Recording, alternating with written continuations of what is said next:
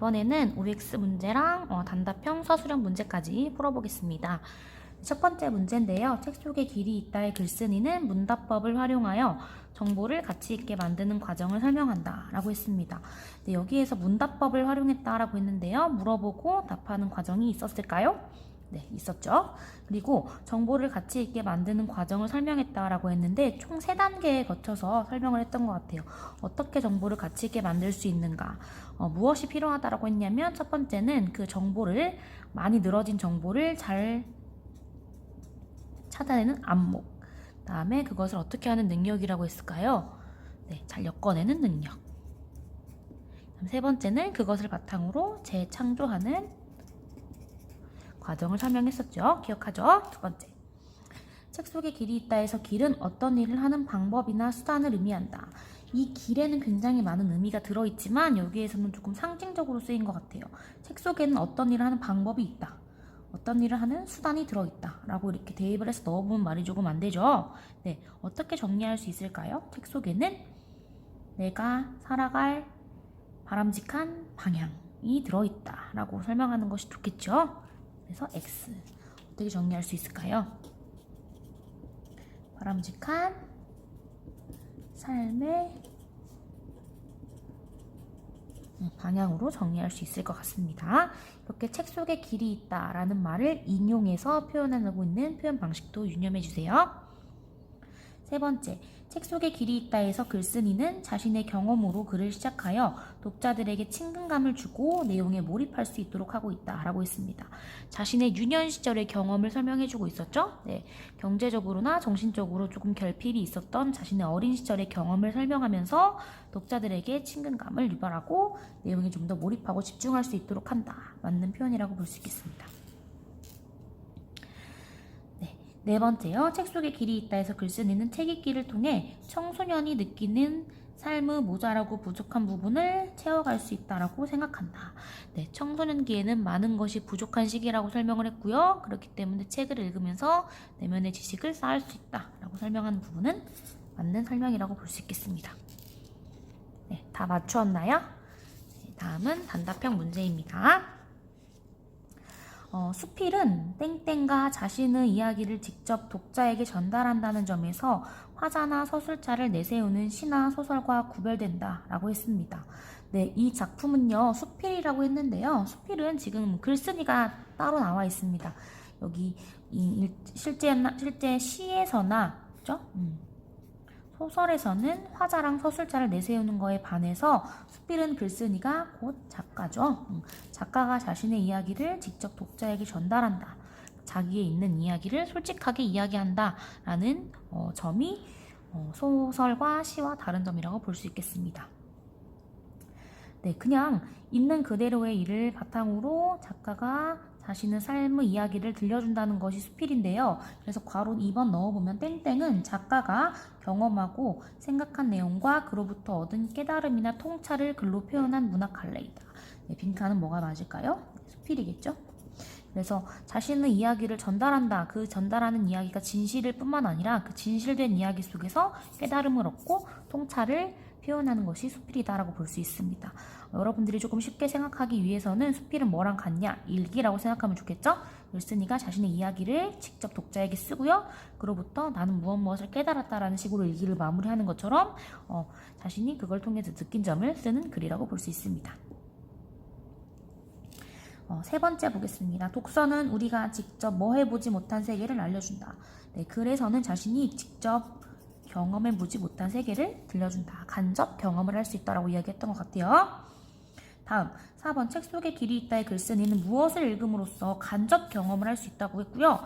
자신을 이해할 뿐만 아니라 다른 사람을 이해할 수 있고요. 그 다른 사람의 아픔을 헤아릴 수 있어서 성숙한 시민이 될 수 있다라고 설명을 했던 부분이 있었는데 기억하나요?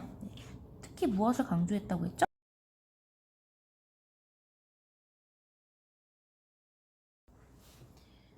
네, 여러분 4번부터 다시 하겠습니다. 네, 문학작품을 읽으면 간접 경험을 할 수 있고 자신과 다른 사람을 이해할 수 있고 그들의 아픔을 헤아릴 수 있게 된다라고 글쓰는 이야기를 하고 있고요. 결과적으로 그런 그 결과 우리는 성숙한 시민이 될 수 있다라는 글쓴이의 생각을 확인했습니다.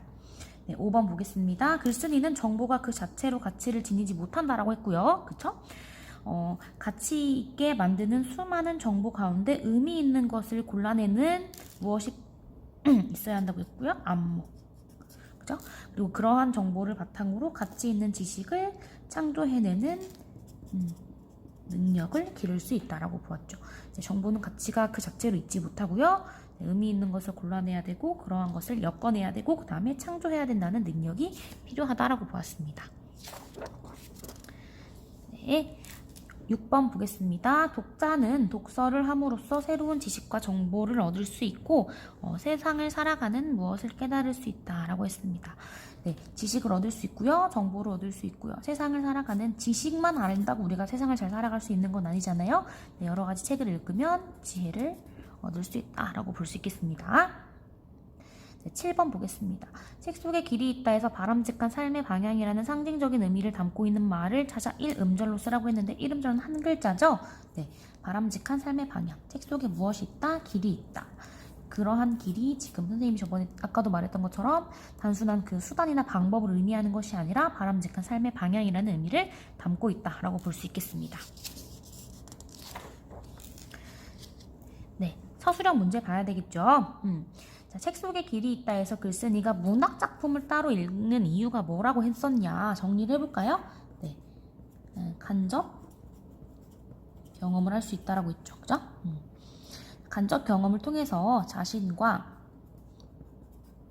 타인을 이해할 수 있다라고 했고 단순히 타인을 이해하는 것으로 넘어서서 타인의 아픔을 혹은 고통을 헤아릴 수 있다라고 보았죠. 그죠? 그래서 최종적으로 간접 경험을 할 수도 있고 타인을 이해할 수 있고 그들의 아픔과 고통을 헤아릴 수 있어서 우리는 성숙한 시민으로 성장할 수 있다. 그러기 때문에 문학작품을 읽는다라고 정리할 수 있겠습니다. 두 번째, 책 속에 길이 있다 해서 글쓴이가 책 읽기의 중요함을 강조하는 이유가 무엇이었는지 네, 두 번째 게 댓글 과제가 되겠습니다.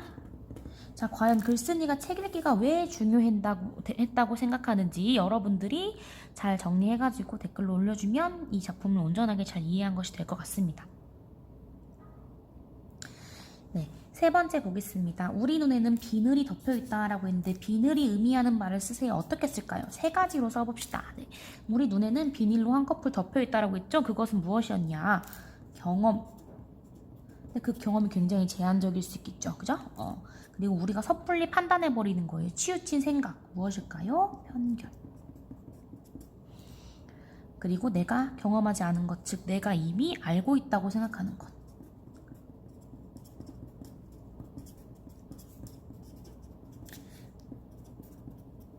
것이다. 세 가지로 정리할 수 있을 겁니다. 그래서 우리가 책을 읽는다면 더 넓은 경험을 할 수도 있고요. 편견, 치우친 생각으로부터 벗어날 수 있고요. 이미 알고 있다고 생각하는 것으로부터 벗어날 수 있다. 그래서 여기서 어떤 비유의 방식을 쓰고 있냐면 신봉사가 눈을 뜨는 것과 같다 라고 표현을 하고 있잖아요. 그래서 신봉사, 그러니까 신봉사는 눈이 앞이 안 보이는 사람이니까 그가 가려져 있는 편견에서부터 벗어나 한꺼풀 지혜롭게 성장할 수 있다. 이렇게 이해할 수 있을 것 같습니다.